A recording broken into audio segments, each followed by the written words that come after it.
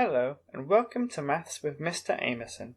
In this video I'll be talking through some problems that involve more than one right-angled triangle where you need to use trigonometry to get to the answer. If you're at all unsure about trigonometry, then please watch this video here to recap how to solve problems like this, or follow the link in the video description below. To start off, I'm going to go through an example. See if you can follow along with the working out. I'm going to go through the working out once it is all on the screen. Feel free to pause at the end to make sure that you have the time to try and understand the working out that's shown to you.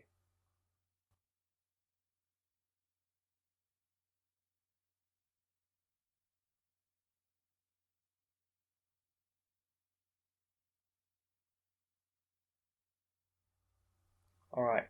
So it's worth noting that the first thing I did is I labelled the side AC as Y. That is because that side there is the common side between these two right-angled triangles.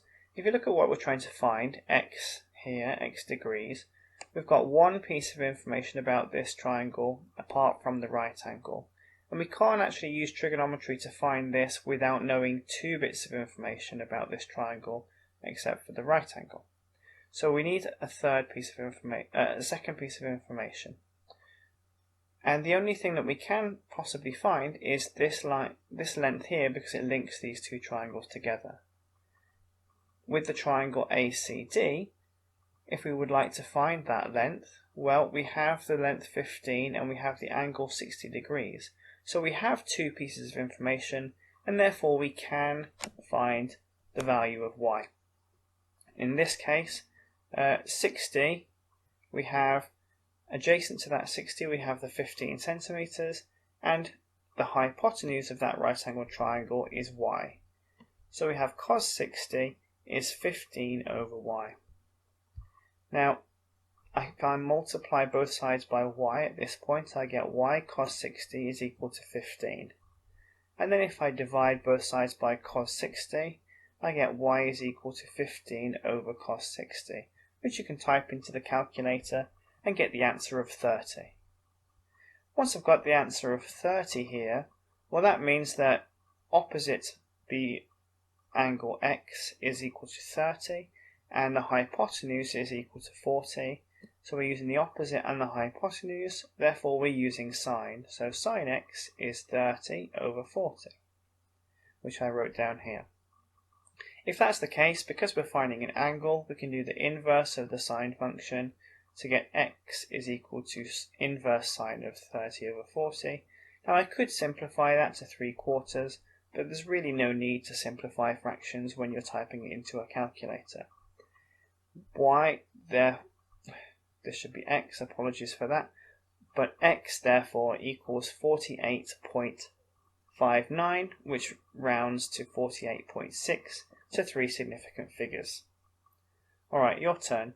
Have a go at the question on the right. Pause now to give yourself the time to do so. Now you've had a chance to have a go, let's go through the answer. So again, I labelled AC as y because that's the common side between the two. The differences between these questions are the 15 and the 60 have swapped, and the 40 centimeters length has changed to the shorter length instead of the hypotenuse here. So we still have to do the same thing. We still need this side first, and we can still use the triangle ACD. In order to do that, we have the adjacent side 60 and the hypotenuse y, because opposite the right angle is the hypotenuse.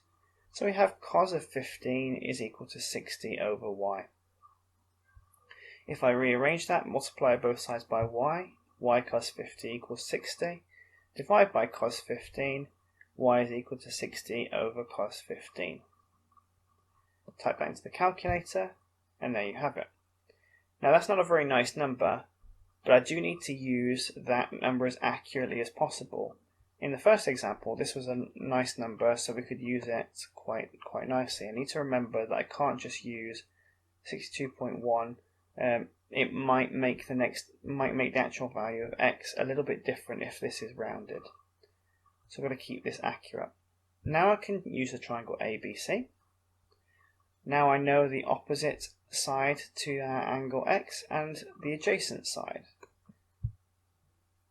So we're going to use tan. So tan X is 62.11, all those numbers carrying on, divided by 40. I can then do the inverse tan of both sides to get X is the inverse tan of that fraction, and just type it into the calculator. So if I've stored or saved 62.11 into my calculator, then I can just make sure I use the full version of that number in the fraction, and we should get an answer of 57.22, which rounds to 57.2 degrees. Again, this should say X instead of Y, so apologies for that. So your turn. Have a go at these 6 questions.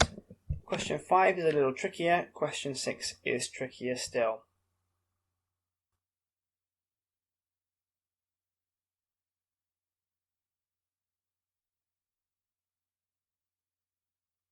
So here are the answers to those 6 questions. I'm not going to go through all of them in detail because it requires quite a lot of working out.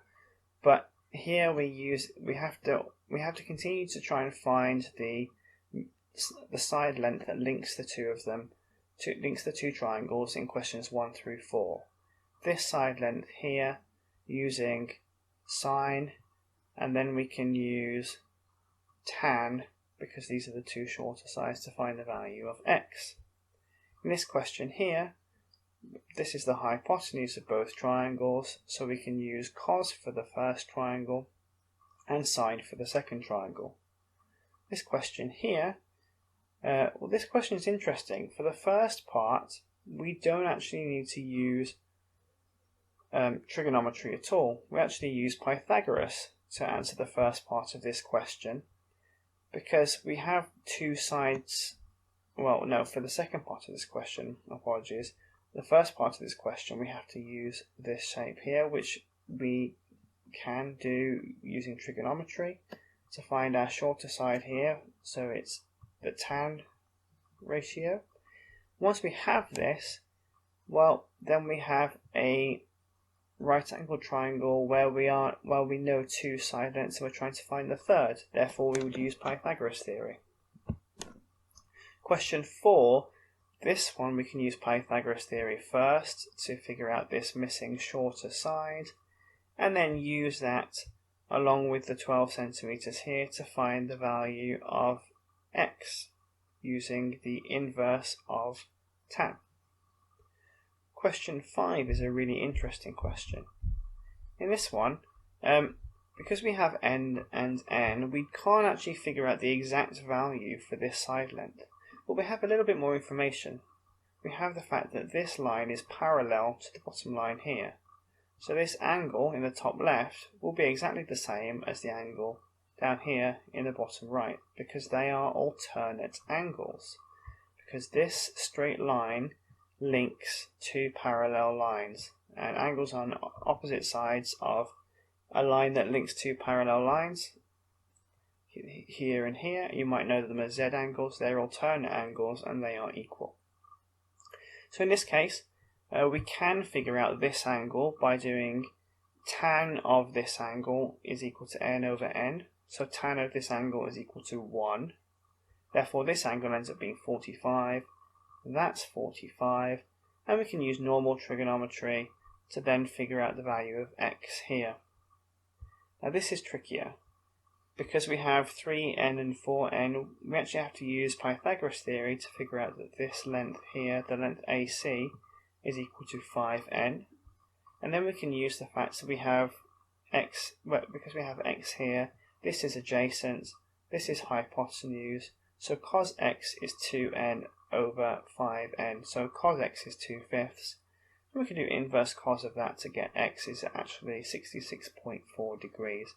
Doesn't matter what the value of n is, we get a nice numerical answer. So, thanks for watching, hope you found it useful, and speak to you soon.